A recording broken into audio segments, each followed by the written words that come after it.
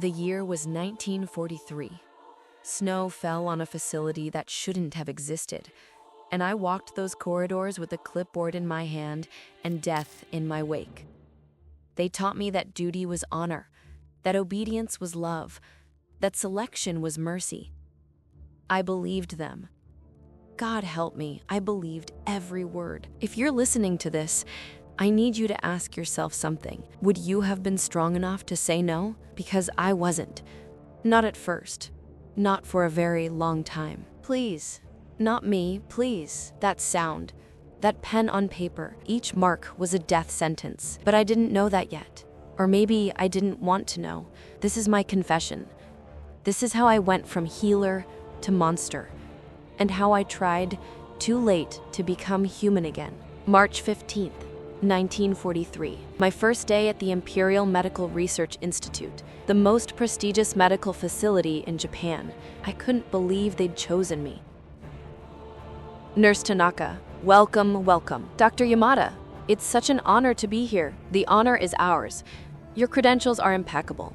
University of Tokyo, top of your class, 5 years at Kyoto General Hospital.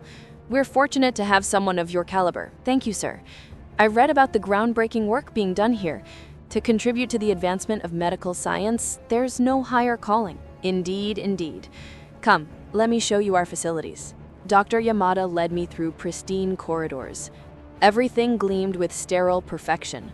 Scientists in white coats moved purposefully between laboratories. It felt important.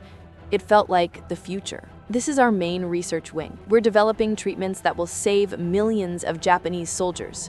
Vaccines against typhoid, dysentery, cholera, advanced surgical techniques for battlefield wounds, cold weather survival protocols for our troops in Manchuria. It's incredible. The equipment alone must have cost a fortune. The emperor himself approved our funding. When the future of the empire is at stake, no expense is too great. Your role here will be essential, Nurse Tanaka. What exactly will I be doing? Patient evaluation and selection. You see, we conduct extensive clinical trials.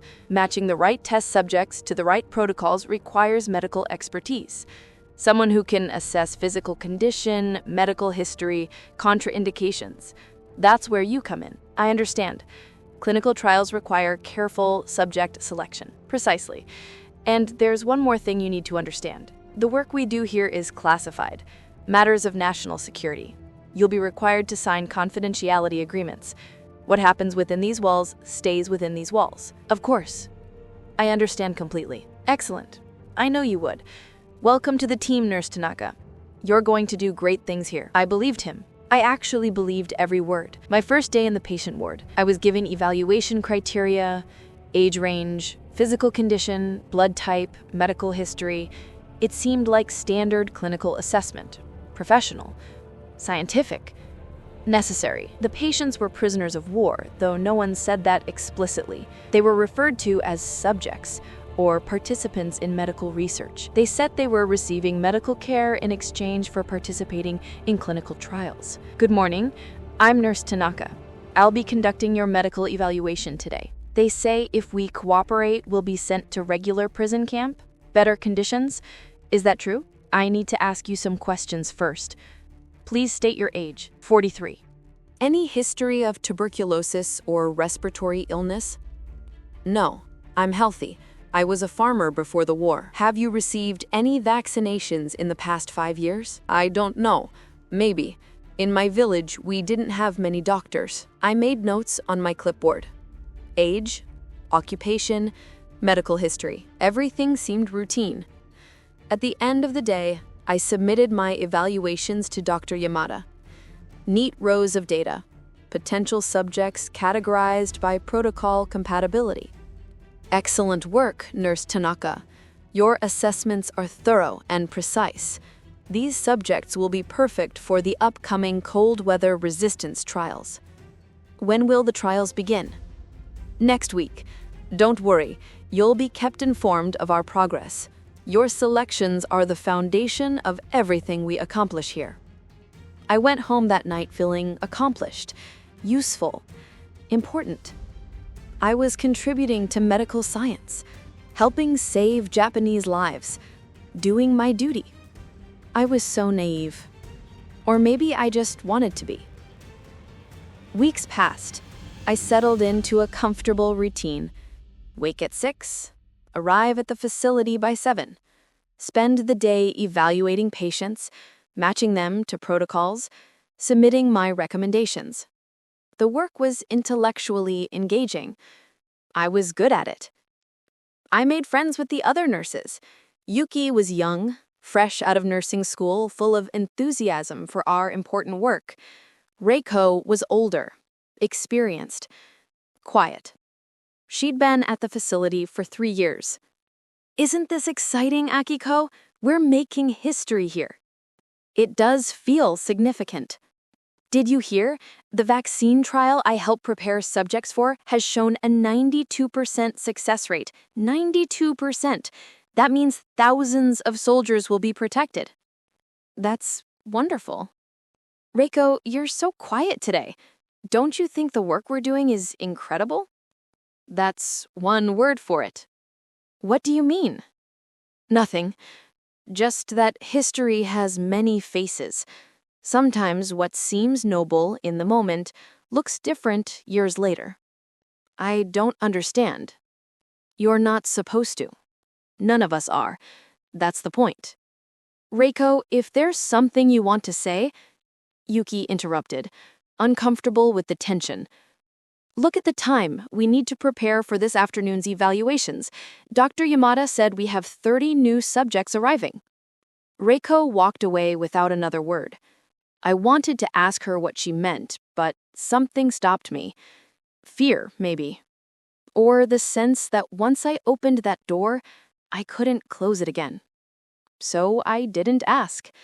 I went back to my clipboard and my neat rows of data and told myself everything was fine. I attended my first staff meeting in May.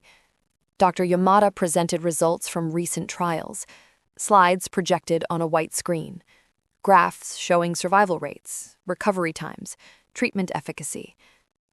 As you can see, the typhoid vaccine we developed has shown remarkable results. Of the 40 subjects tested, 38 developed full immunity. That's a 95% success rate. What happened to the 2 who didn't develop immunity? They experienced severe adverse reactions and did not survive the trial. Such losses are unfortunate, but necessary to perfect the treatment. Those 2 deaths may prevent thousands of battlefield casualties.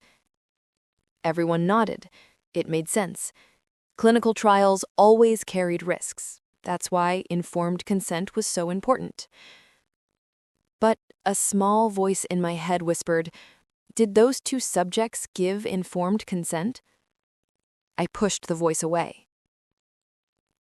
Thanks to Nurse Tanaka's excellent subject selection, our surgical protocol trials have also exceeded expectations. Her ability to match patient profiles to experimental needs has significantly improved our data quality. Everyone looked at me. I felt proud, validated. I was being congratulated for being an efficient executioner. It was late June when everything changed. I was working late, completing paperwork from the day's evaluations. I needed a specific medical reference form that Dr. Yamada kept in his office. He'd already left for the day. I knew where he kept the forms. I entered his office. Neat desk, filing cabinets, medical texts lining the walls. Professional. Organized. I found the form I needed, and as I was leaving, my sleeve caught on a stack of papers piled at the edge of his desk. They cascaded to the floor, scattering everywhere. Damn it. I knelt down, quickly gathering the papers, hoping to reorganize them before anyone noticed. That's when I saw the header on one of the documents. Autopsy report, subject 347. Subject 347. I knew that number. I'd evaluated him 5 weeks ago. 28 years old, excellent physical condition, no prior medical issues. I'd selected him for what I was told was a vaccine trial.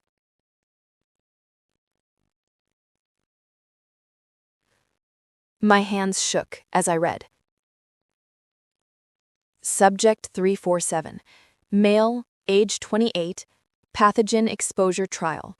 Subjects were exposed to aerosolized anthrax spores in sealed chamber.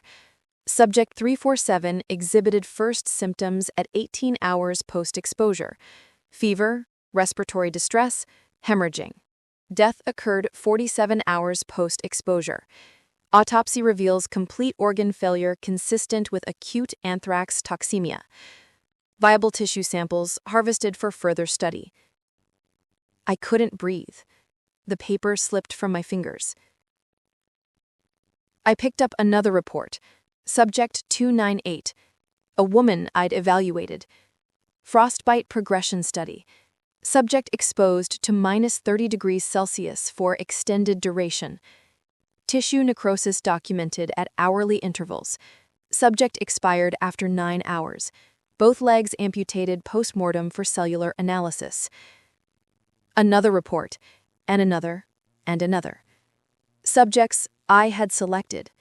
People I had smiled at while asking about their medical history. Every single one dead. Not from natural causes or disease progression, from deliberate exposure. Deliberate harm. Deliberate torture disguised as science. Total organ failure achieved. Dissection performed while subject maintained consciousness. Blood loss monitored until cardiac arrest. I ran to the bathroom and vomited until there was nothing left. Then I collapsed on the cold tile floor and wept. They weren't conducting clinical trials. They were conducting human experiments. And I had been selecting the victims. I called in sick the next day. And the day after that. I couldn't face that building. Couldn't face Dr. Yamada's paternal smile. Couldn't face the patients who would look at me with hope, not knowing I was marking them for death. On the third day, Dr. Yamada called my apartment. "Nurse Tanaka, we're concerned about you. This is quite unlike you to miss work without proper explanation." "I'm ill. Flu, I think." "I see. Well, we need you to return as soon as possible. We have important trials beginning next week, and your subject selection expertise is essential." I can't do this anymore." There was a long pause. "Akiko, I think we need to have a conversation. In person. I'll come to your apartment this evening." "No, I don't want. This isn't optional. 8 o'clock. Be there." He hung up. I spent the afternoon in terror. He knew. He knew that I knew. What would happen to me? Would I become Subject 401? Subject 402? At exactly 8 o'clock, he knocked. I opened the door. He entered without invitation, looking around my small apartment with clinical assessment. "You've been to my office. You've seen the autopsy reports?" It wasn't a question. "Yes. And now you're having doubts about your work, moral qualms. Am I correct?" Those people, they didn't consent. They thought they were receiving medical treatment. We're murdering them. Murdering? Such a harsh word. We're advancing medical science. Every civilization does this, Nurse Tanaka. The Americans experiment on their prison populations. The Germans have extensive medical research programs. The British tested poison gas on their own soldiers. We are simply honest enough to acknowledge necessity. This isn't science. This is torture. Is it? Tell me, how many Japanese soldiers died last year from typhoid, from frostbite in Manchuria, from battlefield wounds that better surgical techniques could have prevented? Thousands. Tens of thousands. The vaccine we perfected will save their lives. The cold weather protocols will protect our troops. That's worth the cost. The cost of murdering innocent people? Innocent? They're enemy combatants, prisoners of war. They would gladly kill our soldiers if given the chance. We're simply putting them to more productive use. They're human beings. So are the Japanese soldiers whose lives we're saving. I see you prefer the lives of our enemies to the lives of your own countrymen. How very noble. How very treasonous. I won't do it anymore. I won't select anyone else." He smiled.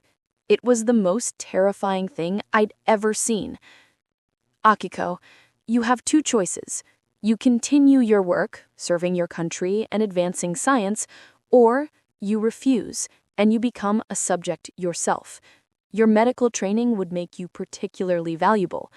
Neural response studies, pain threshold analysis, the scientific value of observing a trained medical professional's reactions to various stimuli would be fascinating." He pulled a photograph from his pocket, showed it to me.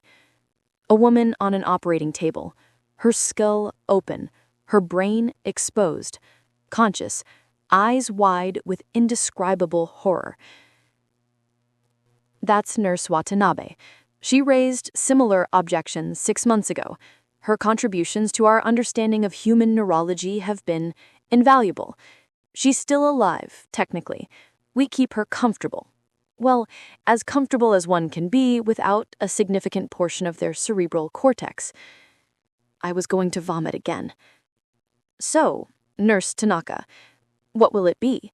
Will you continue your important work, or shall I schedule you for next week's protocols?" "I'll continue." The words came out broken, defeated. "Excellent. I knew you were a rational woman. You'll return to work tomorrow, business as usual. And Akiko, let me be clear. If you attempt to contact authorities, if you attempt to flee, if you say anything to anyone about what we do here, you and everyone you love will disappear. Your parents in Osaka, your sister in Tokyo. We have long arms and longer memories. Do you understand?" "I understand." "Good. I'll see you tomorrow morning, 7 o'clock sharp." He left. I spent the darkness in my apartment and knew that I had become something I could never wash clean. I returned to work the next morning, put on my uniform, picked up my clipboard, walked into the patient ward. But everything was different now. Every smile I gave was a lie. Every question I asked was a betrayal. Every mark I made on my evaluation forms was a death sentence I was fully aware of. "Good morning. I'm conducting medical evaluations today. Please state your age." 36. "Any history of respiratory illness?"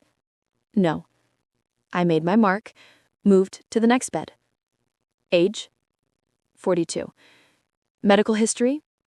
"Healthy. I was a teacher before." Another mark, another death.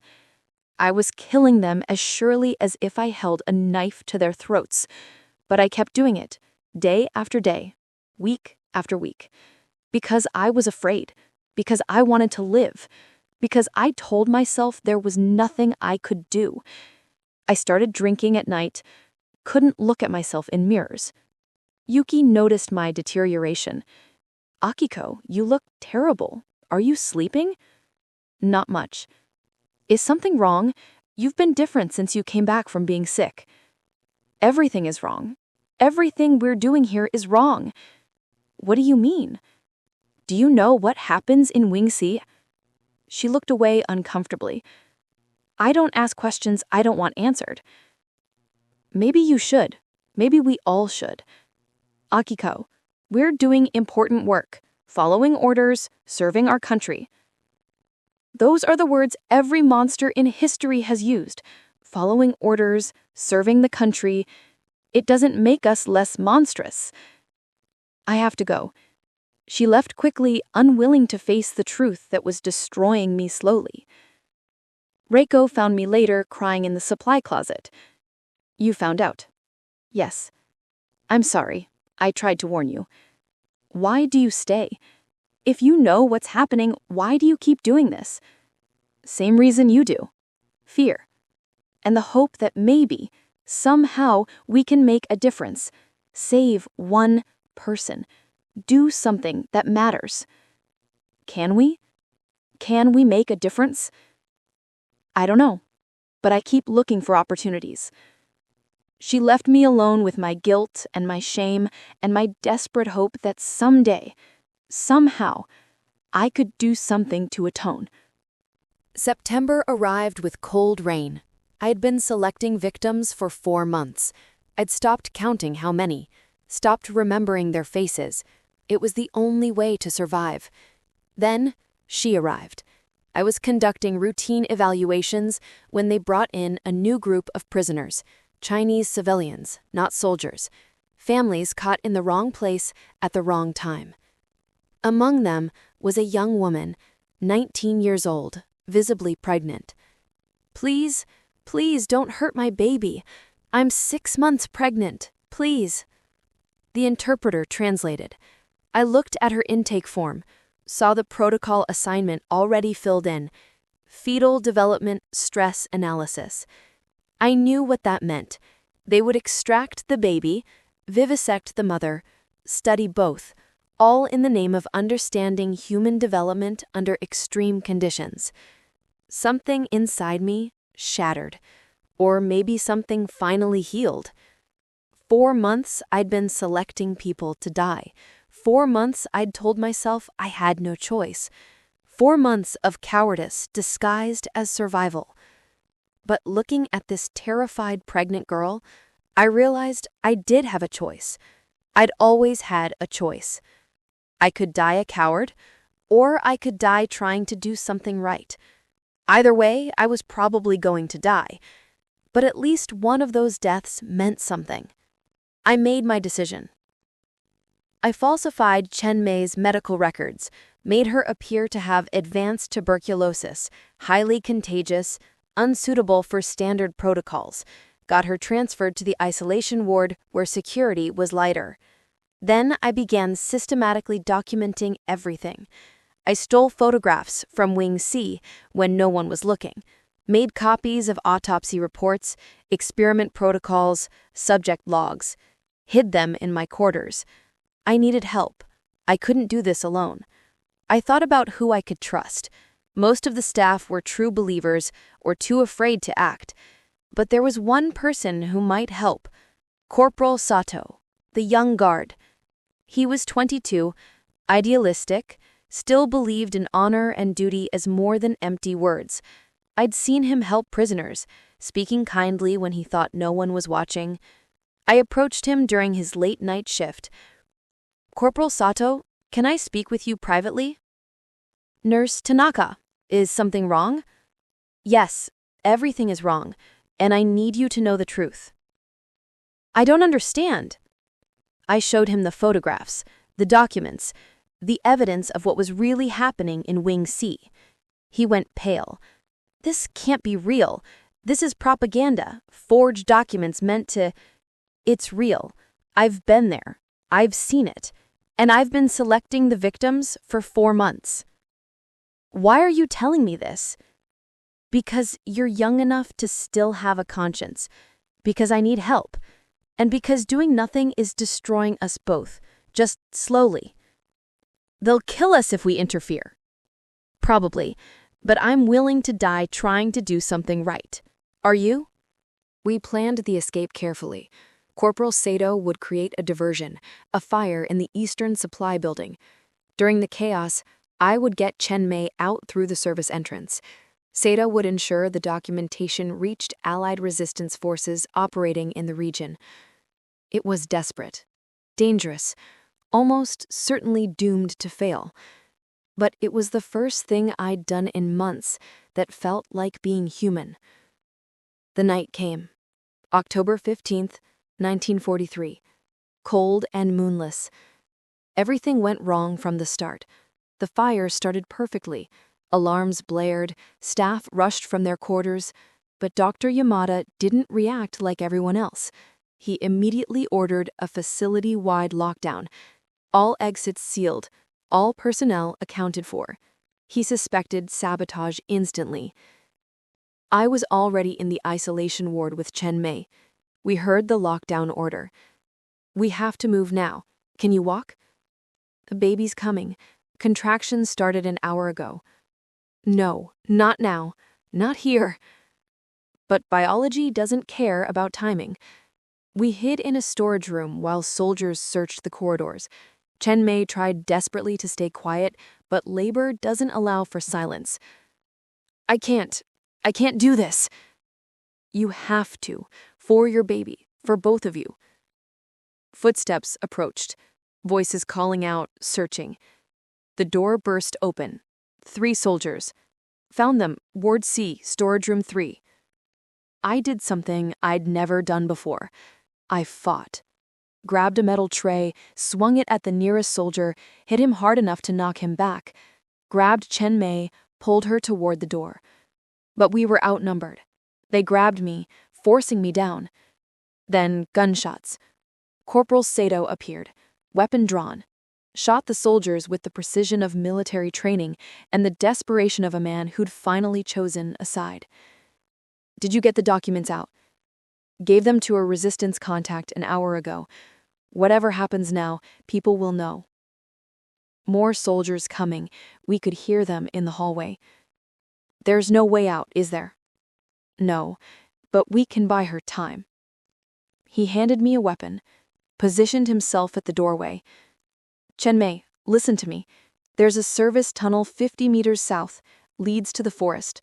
Follow the river 3 kilometers downstream. There's a village. Tell them Nurse Tanaka sent you. Tell them what happened here. Come with me. I can't. We have to hold them here long enough for you to get away. She hesitated, tears streaming down her face. Go, run. She ran. Sato and I held our position, fired at anyone who tried to enter. We weren't soldiers. We weren't trained for this, but we were fighting for something that mattered. More soldiers came. We were outnumbered 10-1. Sato was hit first, fell beside me, bleeding from his chest. Did she get away? Yes. You saved her. You saved them both. Then it was worth it. Everything, all of it. Worth it. He died with a smile on his face, the first genuine smile I'd seen in that place. Dr. Yamada appeared with a dozen armed soldiers. I was wounded, trapped, bleeding. My weapon was empty. Such a waste. You could have lived comfortably, Nurse Tanaka, continued your important work.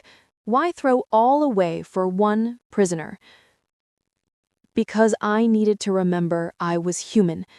That's something you forgot a long time ago, Doctor. Human. Such a fascinating concept. Malleable. Subjective. In wartime, humanity becomes whatever serves the empire. No. Humanity is what remains when everything else is stripped away, and you have none left. Take her to Wing C. Prep her for the neural response protocols. We'll finally get some use out of her. The soldiers moved toward me. I still had one option left, one choice that was entirely my own. I raised my weapon. Not at them, at myself. They say redemption requires suffering, but I'd suffered enough, and I'd caused enough suffering. This is how I choose to die, not as your subject, not as your monster, as someone who finally did one right thing. I pulled the trigger. The documents smuggled out by Nurse Tanaka and Corporal Sato reached Allied intelligence in early 1944. The evidence was overwhelming. Detailed protocols, photographs, autopsy reports, proof of systematic human experimentation on a scale that shocked even hardened military officials. The facility was shut down after the war ended. Most personnel were never prosecuted. They made deals, traded information for immunity, disappeared into comfortable post-war lives. Dr. Yamada became a university professor, respected until his death in 1977. But the victims were not forgotten, because 2 people found courage when it mattered most. Chen Mei survived. She testified at war crimes trials, holding her infant daughter named Akiko in her arms. She spoke for those who couldn't speak anymore. She made sure the world knew. The real number of victims will never be known, but their stories survived. Their truth survived. Sometimes redemption doesn't save you. Sometimes it just means doing one right thing before the darkness wins. I was Nurse Akiko Tanaka. I selected hundreds of innocent people to die. I was a coward. I was complicit. I was a monster. But in the end, I was human again. And maybe that's enough.